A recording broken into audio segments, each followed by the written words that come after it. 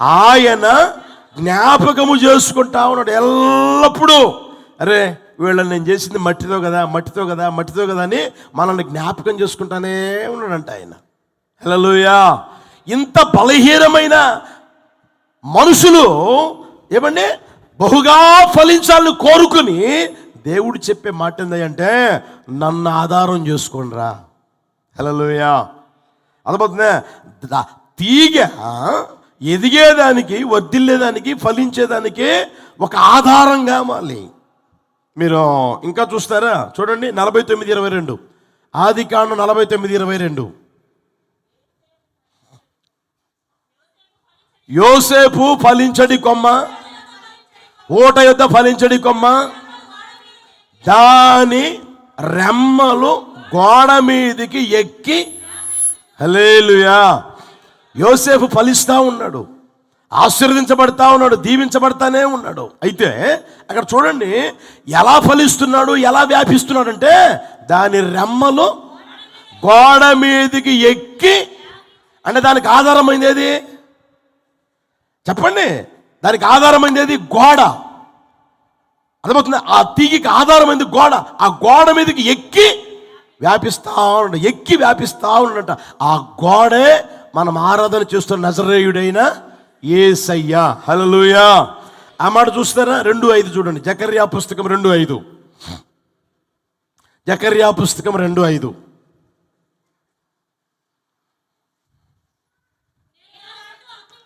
నేను దాని చుట్టూ అగ్ని ప్రాకారముగా ఉందును. ప్రాకారము అంటే గోడ.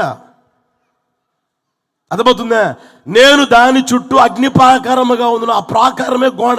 ఇప్పుడు ఈ చెట్టు ప్రియమైన ఆ తీగ గోడ మీదికి ఎక్కి ఎక్కకపోతే వ్యాపించలేదు. ఆ గోడను ఆధారం చేసుకుంటుంది అది. అదేవిధంగా మన జీవితంలో మనం యేసయ్యని ఆధారం చేసుకుందుము గాక. హల్లెలూయా. మొదటిది యేసయ్యలో నువ్వు నిలిచి ఉండాలి. రెండవది ఆయన నీకు ఆధారమై ఉండును గాక. ఆయనను ఆధారం చేసుకుందువు గాక. నీ వ్యక్తిగత జీవితంలో నా తండ్రి ఆధారం అండి, మా తల్లి ఆధారం అండి, మా బంధువుల ఆధారం అండి, నా కులస్తులు, నా మతస్థుల ఆధారం అండి అని అంటే వాళ్ళు ఎన్ని రోజులు ఆధారంగా ఉంటారు? నీకు ఎంతకాలం ఆధారంగా ఉంటారు? అర్థమవుతుందా? ఎంతకాలం ఆధారంగా ఉంటారు, ఎన్ని రోజులు ఆధారంగా ఉంటారు, దాన్ని గుర్తెరుగుదువు గాక. యేసయ్య అనుకో ఎల్లవేళ నీకు ఆధారమై ఉండును గాక. ఎప్పుడు నీకు ఆధారమై ఉండును గాక. నీ బాధలైనా, శ్రమలైనా, వేదనలైనా, నువ్వు కుమిలిపోతున్న పరిస్థితులైనా, దిగులు పడుతున్న పరిస్థితుల్లోనైనా, అది ఏ విషయంలోనైనా ఆయన నీకు ఆధారమై ఉండును గాక. ఆయన నీకు ఆధారమై ఉంటే నువ్వు ఎలా మారిపోతున్నా మరి ఎక్కువగా ఫలించునుగాక. మరి ఎక్కువగా మీరు ఫలిస్తానే ఉండగలగాలని ప్రియమైన వాళ్ళరా, మనం ఫలిస్తానే ఉండగలగాలని యేసయ్య మన మీద ఆశ పెట్టుకొని ఉన్నాడు. ఇంకా ఎక్కువగా ఫలించాలి. ఇప్పుడు చాలు చాలు చాలు అని నువ్వు అనుకోవడం కాదు. ఆయన ఆశ ఏంటంటే ఇంకా మీరు ఫలించాలి. ఎప్పుడంటే ఆయన్ని నువ్వు ఆధారం చేసుకోగలగాలి. అట్టి కృప ప్రభువును గ్రహించునుగాక. బైబిల్లో మీరు చూస్తారా? చూడండి, పరమగీతాలు 8:5. పరమగీతాల పుస్తకం 8:5 చూడండి. తన ప్రియుని మీద ఆనుకొని అరణ్య మార్గమున వచ్చునది యవతే. తన ప్రియుని మీద ఆనుకొని అరణ్య మార్గమున వచ్చునది యవతే. ఆ మాట గమనించింది. అక్కడ అరణ్య మార్గమున వస్తా ఉన్నారు. ఎలా వస్తున్నారు అంటే తన ప్రియుని మీద ఆనుకొని వస్తా ఉంది. అర్థమవుతుందా? దాన్ని అంటారు క్రీస్తు శరీరం అనే సంఘం. ఆ రోజున ఇశ్రాయేల్ ప్రజలందరూ ఐగుప్తు దేశం నుంచి విడుదల పొంది నడిపించబడతా ఉన్నారు. నడిపించబడతా ఉంటే ఎర్ర సముద్రం ఎదురైంది. దేవుడు పాయలు చేశాడు, ఆరణ్య మీద నడుచుకుంటూ వచ్చారు. ఆ తర్వాత ప్రియమైన వారా, దేవుడు వారికి తోడుగా ఉండి నీడగా ఉండి సమస్త అవసరతలు తీరుస్తూనే వచ్చాడు. అర్థమవుతుందా? ఆయన మీద ఆనుకునే వచ్చాడు. ఎంతవరకు అంటే కానాను దేశంలో ప్రవేశించేంత వరకు. మనము కూడా ఈ లోకంలో ఉన్నంతకాలం, ఈ అరణ్యంలో ఉన్నంతకాలం ఆయన మీద ఆనుకొని పరలోకం చేరుదుముగాక. హల్లెలూయా. ఆయనతో యుగాయుగాలంటే ఆ ధన్యత ప్రభు అనుగ్రహించును గాక. హల్లెలూయా. ఆ అరణ్యంలో ఉన్న హాగరు అవసరాలు తీర్చిన దేవుడు నిన్న నిరంతరం ఏకరీతిగా ఉన్నాడు. హల్లెలూయా. మీరు ఒక మాట చూడండి, 38వ అధ్యాయం తీయండి. యెషయా పుస్తకం 38వ అధ్యాయం మొదటి వచనం గమనించండి. అందరు తీస్తారా? అందరు తీయండి. యెషయా పుస్తకం 38:1. ఆ దినములలో హిజ్కియాకు మరణకరమైన రోగము కలుగగా ప్రవక్తయు ఆమోజు కుమారుడు యెషయా అతని యొద్దకు వచ్చి, నీవు మరణమవుచున్నావు, బ్రతుకవు గనుక నీవు నీ ఇల్లు చక్కబెట్టుకొనుమని యెహోవా సెలవిచ్చుచున్నాడని చెప్పగా, సేవకుడు వచ్చి హెచ్చరించాడు ఆ రాజ్యాన్ని పరిపాలిస్తున్న రాజుని, నీ ఇల్లు చక్కబెట్టుకో, నువ్వు చనిపోబోతా ఉన్నావు అని అంటే, అతగాడు చూడండి, అతడు తన ముఖమును గోడ తట్టు తిప్పుకొని యథార్థ హృదయుడనై సత్యముతో నీ సన్నిధిని నేనెట్లు నడుచుకుంటునో, నీ దృష్టికి అనుకూలముగా సమస్తం నేనెట్లు జరిగించితినో కృపతో. హల్లెలూయా. ఆయన దేని వైపు ముఖం తిప్పుకున్నాడంట? చెప్పండి గట్టిగా. ఆ గోడ ఎవరు? నజరేయుడైనా. హల్లెలూయా. ఇప్పుడు మనం యెరూషలేం పోయామనుకుంటే ఆడ గోడే ఉంటుంది. అర్థమవుతుందా? నేను పోయినా, మీరు పోయినా, ఇంకెవరు పోయినా ఏమండి, ఆ గోడకి తల అనిచ్చి లేకపోతే చేతులు ఇట్లా పెట్టి ప్రార్థన చేసుకునే వస్తూ ఉంటారు. హల్లెలూయా. హల్లెలూయా. అర్థమవుతుందా? ఆ స్థితిని జీవితంలో గుర్తెరగలగాలి. ఆధారమై ఉండాలి. యేసయ్య నీకు ఆధారమై ఉండును గాక. హల్లెలూయా. ఆయనను ఆధారం చేసుకుంటే ఏ విషయంలోనైనా నా దేవుడిని కొదువు లేకుండా నడిపించును గాక. ఆ తర్వాత చూడండి, ఆ హిజ్కియా జీవితంలో 15 సంవత్సరాల ఆయుష్ని పొడిగించాడు. 15 సంవత్సరాల ఆయుష్ని పొడిగించాడు. ఆయన అనుకోలా, అయ్యా కాస్త జ్ఞాపకం చేసుకో అనుకున్నాడు. కానీ ఏమన్నా ఆయన జ్ఞాపకం చేసుకుని అనుకోలే. అయితే గోడ తట్టు తిప్పుకున్నాడు కనుక ప్రియమైన వాళ్ళరా, ఆ యేసయ్య ఏం చేశాడంటే అతని ఆయుష్ని పొడిగించాడు. కనుక మన వ్యక్తిగత జీవితంలో యేసయ్యను నువ్వు ఆధారముగా చేసుకుందువు గాక. ఆయన ఆధారముగా చేసుకుని ఎంతటి కార్యమైనా నీవు చేయగలిగే స్థితిలోనికి వచ్చుదువు గాక. నీ ద్వారా నా ప్రభు చేయించును గాక. హల్లెలూయా. బైబిల్లో మీరు చూస్తారా? చూడండి, ఒక మాట చూపిస్తాను. యోహాను సువర్తమానం 13:23 చూడండి. యోహాను సువర్తమానం 13:23. ఆయన శిష్యులలో యేసు ప్రేమించిన ఒకడు యేసు రొమ్మున ఆనుకొనుచుండెను. బాగా గమనించండి. ఆయన ప్రేమించిన శిష్యులలో ఒకడు ఆయన రొమ్మున ఆనుకొనుచుండెను. ఈ లోకంలో సంచరించున్నప్పుడు యేసయ్య ఏమండి, యేసయ్య రొమ్మున ఆనుకొని జీవించే జీవితం ఆయన ఎంతగా పొందుకున్నాడో గమనించండి. 25 కూడా చూడండి. అక్కడే అతడు యేసు రొమ్మున ఆనుకొనుచు, ప్రభువా వాడెవడయ్యా, ప్రభువా వాడెవడయ్యా. ఆలోచన చేయండి. రొమ్మున ఆనుకొని ఉన్న జీవితం ఎంతటి స్థితిలోకి తీసుకుని వెళ్తుందో గమనించండి ప్రియమైన వాళ్ళారా. హల్లెలూయా. 11:21 చూస్తారా? హెబ్రీ పత్రిక 11:21. హెబ్రీ పత్రిక 11:21. విశ్వాసమును బట్టి యాకోబు అవసాన కాలమందు యోసేపు కుమారుల్లో ఒక్కొక్కరిని ఆశీర్వదించి తన చేతి కర్ర మొదలు మీద ఆనుకొని దేవునికి, హల్లెలూయా హల్లెలూయా, తన చేతి కర్ర మొదలు మీద ఏం చేశాడంట? ఆనుకున్నాడంట. ప్రియమైన వాడు, ఆ చేతి కర్ర దేవుని వాక్యాన్ని చూపిస్తూ ఉంటుంది. నీ దుడ్డు కర్ర అంటాడు.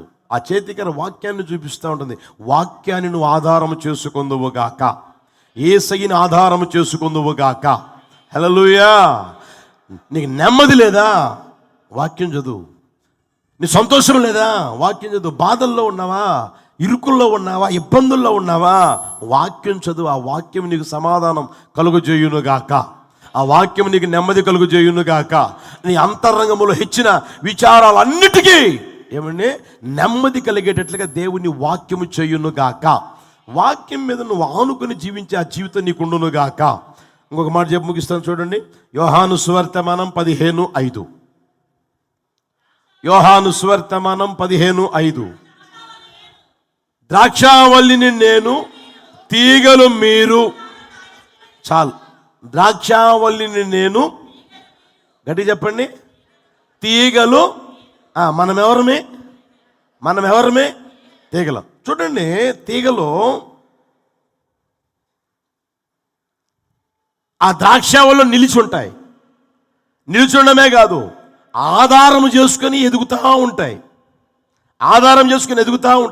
ఎదుగుతూ ఉండేటప్పుడు ఆ పైన ఎలా ఉంటుంది? లావుగా ఉంటుందా, సన్నగా ఉంటుందా? గట్టి చెప్పండి. మొదలు ఉన్నట్లుగా చివరి ఉంటుందా? అంటే అర్థం ఏంటి తెలిసినా, నువ్వు ఎంతగైతే ఎదుగుతూ ఉంటావో, ఎంతగైతే ఆశీర్వదించబడతా ఉంటావో, ఎంతగైతే దీవించబడతా ఉంటావో, ఎంతగైతే ఎక్కి వ్యాపిస్తూ ఉంటావో, అంతగా నీ జీవితం తగ్గించుకుందువుగాక. హల్లెలూయా. నువ్వు ఎంతగా తగ్గించుకుంటూ ఉంటావో అంతగా నువ్వు వ్యాపించి వర్ధిల్లుదువుగాక, విస్తరించుదువుగాక, ఆశీర్వదించబడుదువుగాక, ఎక్కువగా ఫలించుదువుగాక. హల్లెలూయా.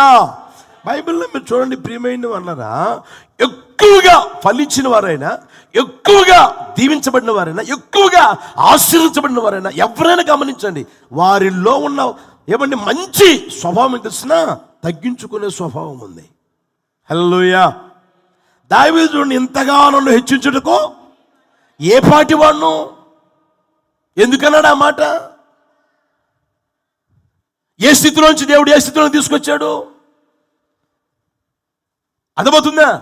ఎంతగైనా హెచ్చించబండి, మనం ఎంతగైనా హెచ్చించబండి, ఎంతగైనా ఆశీర్వించబండి, ఎంతగైనా దీవించబండి, ఆ తీగ ఎంతగైతే ఎదగాలనుకుంటుందో అంతగా తగ్గించుకుంటానే ఉంటుంది.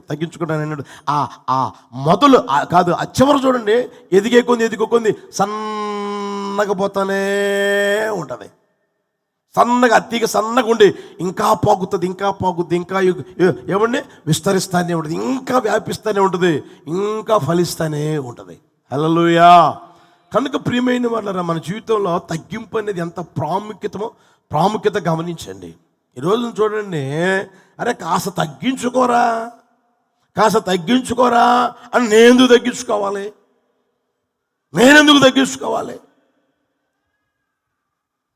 ఉండు అట్లాగే. ఎవరొద్దు అన్నారు? అనుభవించు దరిద్రం.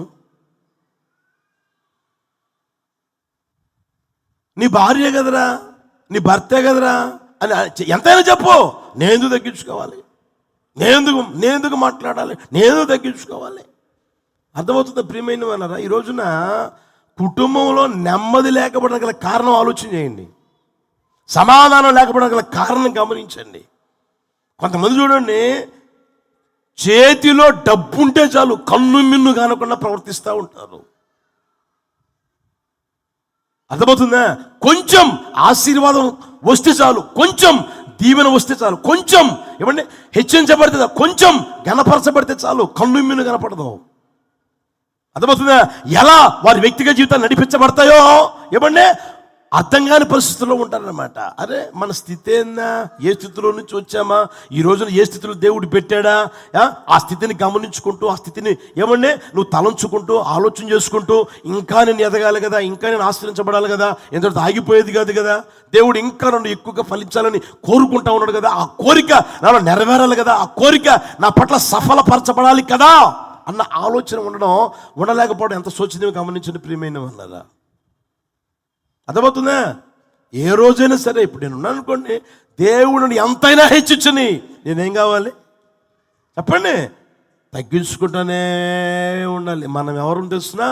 తగ్గవలసిన వారం. హల్లెలూయా.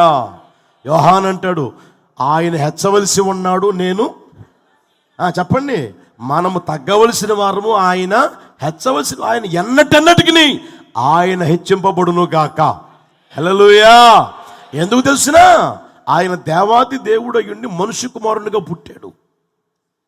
దాసు స్వరూపం ధరించుకున్నాడు, తను తాను రిక్తునిగా చేసుకున్నాడు, శిలువ మరణం పొందినంతగా తను తాను తగ్గించుకున్నాడు. ప్రియమైన వారు, అందుకనే ప్రతి నామము కంటే పైనామం నా యేసయ్యకి ఇవ్వబడింది. హల్లెలూయా, హల్లెలూయా. ప్రతి మోకాలు ఒక రోజున ఆయన నామాన వంగును గాక. హల్లెలూయా. ఆయన ఎదుట సాగిలపడును గాక. హల్లెలూయా. కనుక ప్రియమైన వలన మనం ఎంతైనా గణపరచబడి, హెచ్చించబడి, గొప్ప చేయని, ఎంతైనా ఆశీర్వదించబడి, ఎంతైనా దీవించబడి, ఏమండి మన జీవితం ఎలా ఉండాలి అంటే ఇంకను తగ్గించుకుందుముగాక. ఇక డబ్బులు ఊరికే రావు, తెలుసునా? ఎవరు చెప్పండి? ఎక్కడ చూస్తున్నారు? డబ్బులు ఎవరికి ఊరికే రావు అంటాడు ఒక గుండేసుకొని. తెలుసు కదా? తెలుసా తెలీదా? బాగా తెలుసు మీకు, ఇలాంటివి బాగా తెలుస్తాయి. హల్లెలూయా. ఆయన చూడండి, ఆయన ఏమన్నాడంటే, ఆయన ఇంచుమించుగా ఎన్నో స్టోర్లు ఉన్నాయి. బంగారపు షాపు, బంగారము వెండి షాపు. ఆయన తమిళనాడులో రేట్ ఎక్కువ అని నెల్లూరు నుంచి తమిళనాడు పోయి అమ్ముకుంటా వచ్చేవాడంట. వాళ్ళ అమ్మ బంగారం తీసుకొని, వాళ్ళ అమ్మ దగ్గర ఉన్న బంగారం తీసుకొని అది అమ్ముకొని మరలా ఆ డబ్బులతో ఇక్కడ కొని మరలా పోయి అమ్ముకొని మరలా వచ్చి కొని మరలా అమ్ముకుంటా ఆయన ఈ రోజున ఏమంటే మన ఇంచుమించుగా మన రాష్ట్రం, మన దేశమంతా వచ్చింది ఆయన షాపులు. అర్థమవుతుందా? ఆయన ఏమంటాడు తెలిసిన, ఈ రోజు వరకు 5 స్టార్ హోటల్లో పోయి తిన్నట్టు నాకు గుర్తు లేదు. ఒకవేళ తిని ఉంటే 100 సార్లు కూడా తిన్నట్టు నాకు గుర్తే లేదు అంటాడు ఆయన. అర్థమవుతుందా? అర్థమవుతుందా? ఒకవేళ ఆ స్థితే ఇక్కడ ఉన్న వాళ్ళకి దేవుడు ఇచ్చాడు అనుకో, ఎట్టుంటది? కన్ను మిన్ను కనపడుతుందా? చిన్న పెద్ద గురువు ఉదయం ఉంటుందా? ఒకసారి మీరే గమనించండి. ఎక్కువ ఆయన పోతా ఉంటాడంట. ఆడైనా బడ్డి కొడు కనపడితే ఆ 2 ఇడ్లీ తింటాడంట, ఆ తర్వాత 2 చపాతీలు తింటాడంట. ఆడున్న దీన్ని కాముకి వెళ్ళిపోతా ఉంటాడు, ఆయన పైన ఆయన చేసుకుంటూ ఉంటాడంట.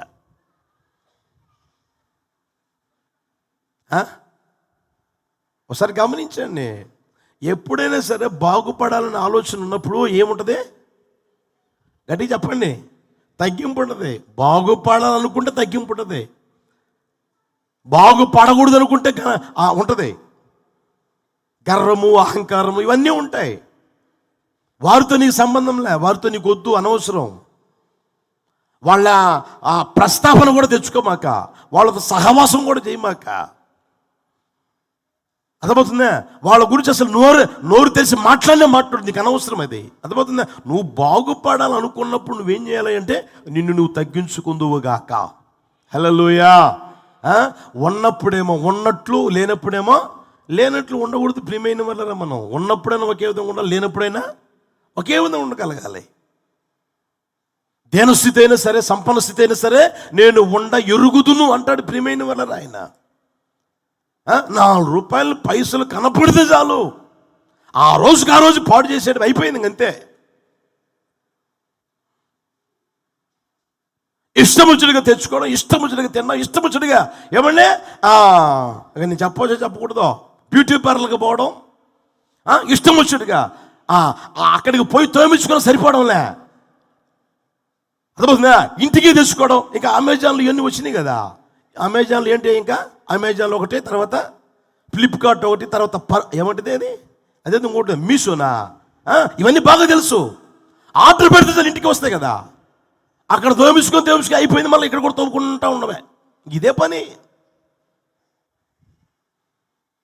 అంత అవసరమా? ఏమన్నా అంత కావాలా? జాగ్రత్త ప్రియమైన వల్ల నిన్ను తగ్గించుకో. నా దేవుడు ఎంతైనా హెచ్చని నిన్ను నువ్వు తగ్గించుకుందువుగాక. హల్లెలూయా, హల్లెలూయా. నా దేవుని ఎదుట నువ్వు తగ్గించుకొని ఆ మనస్తత్వం కలిగి జీవించుదువుగాక. బైబిల్లో మీకు చూపిస్తాను, చూస్తారా? 32:9 చూడండి. నిర్గమాకాండం 32:9. యెహోవా ఇట్లనెను, నేను ఈ ప్రజలను చూచి ఉన్నాను, ఇదిగో వారు ఎవరాళ్ళు? ఒకప్పుడు దాసులుగా ఉన్నవాళ్ళు, ఒకప్పుడు ఇనుప కొలిమిలో ఉన్నవాళ్ళు, ఒకప్పుడు ఐగుప్తు అనే పాపంలో బానిసలుగా ఉన్నవాళ్ళు ఏమంటే దేవుడు జ్ఞాపకం చేసుకుని వారి కోసం దిగి వచ్చి వారిని ఆ స్థితిలో నుంచి విడిపించి ఎర్ర సముద్రాన్ని పాయలు చేసి వారి కోసం ఏమంటే మేఘస్తంభంగా అగ్నిస్తంభంగా ఆయన మారి వాళ్ళ అవసరాలు తీరుస్తూ ఏమంటే చెప్పులు వారు తెగిపోకుండా, కాళ్ళు వాయకుండా, వారి బట్టలు పాత గెలకుండా వారిని నడిపించి వారి అవసరాలు తీర్చి కానాను దేశంలో ఏమని పెట్టాలని ఎంతగా తహతహలాడుతూ ఉంటే వాళ్ళ మనస్తత్వం ఎలా మారిపోతుందంట? ఆ మాట చూడ, వీరు ఇదిగో వారు. ఆ మాట మనల్ని గూర్చి ప్రభు అనకుండును గాక. అర్థమవుతుందా? ఆ మాట మనం అనిపించకూడదు. ప్రియమైన వాళ్ళ, వీరు నా మాటకు లోబడేవారు అన్న ఆ మాట మనం ఏ రోజుకైనా అనిపించుకునే వారంగా తీర్చిదిద్దబడుదుము గాక. హల్లెలూయా. ఫలించాలి అనుకున్నప్పుడు నీ వ్యక్తిగత జీవితం తగ్గింపు కలిగిన జీవితం నీకు ఉండగలగాలి. తర్వాత నాకు కొత్తగా అనిపించింది, చూడండి, మీకు అంత పాతగా ఉంటుందేమో. మత్తయి సువార్త 2వ అధ్యాయం 2వ వచనం చూడండి. మత్తయి సువార్త 2వ అధ్యాయం 2వ వచనం. యూదుల రాజుగా పుట్టినవాడు ఎక్కడ ఉన్నాడు?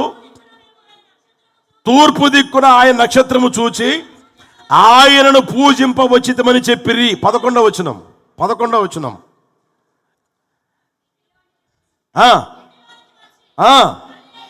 తల్లి అయిన మరియను ఆ శిశువును చూచి సాగిలపడి ఆయనను పూజించి తమ పెట్టెలు విప్పి బంగారము, సాంబ్రాణి, బోలమును కానుకలుగా. ఎవరు వాళ్ళు? గట్టి చెప్పండి. తూర్పు దేశపు జ్ఞానుల, అసమర్థులా? చెప్పండి. జ్ఞానుల, జ్ఞానహీనులా? జ్ఞానులు. ఏమో అర్థమవుతుందా? తర్వాత మీరు అక్కడ చూస్తే ఏమేమి తెచ్చారంట? బంగారమును తెచ్చేది ఎవరు? ఐశ్వర్యవంతులా, దరిద్రులా? గట్టిగా చెప్పండి. ధనికులా, దరిద్రులా? ఉన్నవాళ్ళ, లేని వాళ్ళ? బంగారము, తర్వాత సామ్రాణి, బోళము, ఇవన్నీ కాస్ట్లీ, విలువైనవి. బంగారం విలువైనదే, సామ్రాణి విలువైనదే, బోళము విలువైనదే. ఇప్పుడు విలువైనవి ఎవరి దగ్గర ఉంటాయి? చెప్పలేమండి. ఎక్కువగా ఎవరి దగ్గర ఉంటాయి? మీరున్నారనుకోండి, మీ దగ్గర 1 కేజీ బంగారం ఉందా? 1 అర కేజీ ఉందా? మా దగ్గర ఉందని ఒక చేతులు ఎత్తండి. ఉందా? హల్లెలూయా. ఇప్పుడు చూడండి, తమ పెట్టెలు విప్పి, జ్ఞానులు వస్తే పెట్టెలు విప్పి బంగారము, సామ్రాణి, బోళము తీసుకొని వచ్చి, ఏది అంత జ్ఞానులండి, అంత హోదా కలిగిన వారు, అంత గొప్ప స్థితిలో ఉన్నవారు, అంత ఐశ్వర్యం అనుభవిస్తూ ఉన్నవారు. ఇప్పుడు యేసయ్య ఎంతటి వాడు ఆ రోజుకి? యేసయ్య పుట్టాడండి, అక్కడ పడుకోబెట్టారండి. ఇప్పుడు యేసయ్య దగ్గరికి వచ్చారు చూద్దామని. చూసి ఏం చేస్తున్నారంటే అక్కడ చూడండి, అక్కడ చదవండి. చూసి సాగిలపడి. ఎవరోళ్ళు? ఏ స్థితిలో ఉన్నవారు? ఎంతగా తగ్గించుకున్నవారు? అర్థమవుతుందా? అంతటి స్థితిలో ఉన్నవారు, అంతటి ఐశ్వర్యం కలిగిన వారు, అంత ధనికులు ఏమండి, అంత కానుకివ్వగలిగిన ఆ స్థితిలో ఉన్నా యేసయ్య దగ్గరికి వచ్చి సాగిలపడ్డారంట. యేసయ్యకి మహిమ కలుగును గాక. హల్లెలూయా. హల్లెలూయా. తినేదానికి మెతుకులు ఉండవు కానీ సంపంగి నుండి పోస్తారంట. ఇంటి మీద కప్పు ఉండదు, ఒంటి మీద శుభ్రమైన బట్ట ఉండదు. వీళ్ళు మాట్లాడుతుంటే ఆలోచన చేయండి. వాళ్ళు చూడండి, జ్ఞానులు బంగారం, బోళం, సాంబ్రాణి, ఇంత విలువైనవి తీసుకుని వచ్చి యేసు ప్రభువుకి ఏం చేస్తున్నారంట? సాగిలపడి నమస్కారం చేస్తున్నారు. ఎంతగా వారు తగ్గించుకున్నారు గమనించండి. అట్టి కృప మనం పొందుకుందుము గాక. హల్లెలూయా. హల్లెలూయా. అంతగా మనం తగ్గించుకొనగలిగే స్థితిలోనికి రావాలి ప్రియమైన వాళ్ళరా. 4:10 చూడండి, ప్రకటన పుస్తకం 4:10. ప్రకటన పుస్తకం 4:10. ఎవరాళ్ళు? 24 ఆ మాట గమనించ పెద్దలు సింహాసనమునందు ఆసీనుడై ఉన్నవాని ఎదుట సాగిలపడి. చాలు. 11వ అధ్యాయం చివరిలో చూడండి, 11వ వచనం చివరిలో, తమ కిరీటములు ఆ సింహాసనము ఎదుట. హల్లెలూయా. ఆ 24 పెద్దల తల మీద కిరీటం ఉంది. ఆ కిరీటాన్ని తీసి అక్కడ పడేసి ఏమండి ఆ 24 పెద్దలు యేసయ్య ఎదుట సాగిల పడతా ఉన్నారు. సింహాసనాసీనుడైన వాని ఎదుట సాగిల పడతా ఉన్నారు. కనుక మన వ్యక్తిగత జీవితంలో మనం తగ్గించుకునే స్వభావాన్ని అలంకారంగా ధరించుకుందుముగాక, ఆభరణముగా ధరించుకుందుముగాక. హల్లెలూయా. ఇంకా చూపిస్తాను, చూస్తారా? చూడండి, అపోస్తుల కార్యాలు 20:25. అపోస్తుల కార్యాలు 20:25. పేతురు లోపలికి రాగా, అపోస్తుల కార్యాలు 20:25 నేను చదువుతాను చూడండి. పేతురు లోపలికి రాగా కొర్నేలి అతన్ని ఎదుర్కొని అతని పాదముల మీద పడి నమస్కారము. కొర్నేలి ఎవరు? శతాధిపతి. ఆయన స్టేటస్ అది, ఆయన స్థితి అది. కొర్నేలి అండి శతాధిపతి, 100 మందికి అధిపతి. పేతురు ఎవరు? సేవకుడు, సేవ చేస్తున్న సేవకుడు. అంతటి స్థితిలో ఉన్న వ్యక్తి సేవకులు ఎదుట తగ్గించుకుంటా ఉన్నాడు. హల్లెలూయా, హల్లెలూయా. ఇంకా చూస్తారా? 34:3 చూడండి, 34:8. నిర్గమాకాండ 34:8. అందుకు మోషే, తీసారా? అందుకు మోషే త్వరపడి నేల వరకు తల ఉంచుకొని. హల్లెలూయా. మన జీవితాలు ఎలా ఉండాలి అంటే ఎంతకైనా తగ్గించుకునే వారంగా మార్చబడదుము గాక. హల్లెలూయా. మన జీవితం తగ్గింపుతోనే నింపబడాలి, తగ్గింపుతోనే నడిపించబడగలగాలి. దేవుని ఎదుట అట్టి కృపను పొందుకున్న వారంగా నడిపించబడదుము గాక. హల్లెలూయా. కనుక ప్రియమైన వాళ్ళరా, ఎక్కువగా ఫలించాలని ప్రభు ఆశపడతా ఉంటే ఫలించేది ఎవరయ్యా అంటే దేవుని యందు నిలిచి ఉన్నవారు. రెండవది ప్రియమైన వాళ్ళరా, దేవుని మీద ఆనుకొని ఉన్నవారు. మూడవది ప్రియమైన వాళ్ళరా, తగ్గింపు జీవితం కలిగి జీవిస్తూ ఉన్నవారు. నిశ్చయముగా అనుభవాలతో మనం నింపి ఎక్కువగా ప్రభు ఫలింపజేయును గాక. లేచినప్పుడు ప్రార్థన చేసుకుందామా?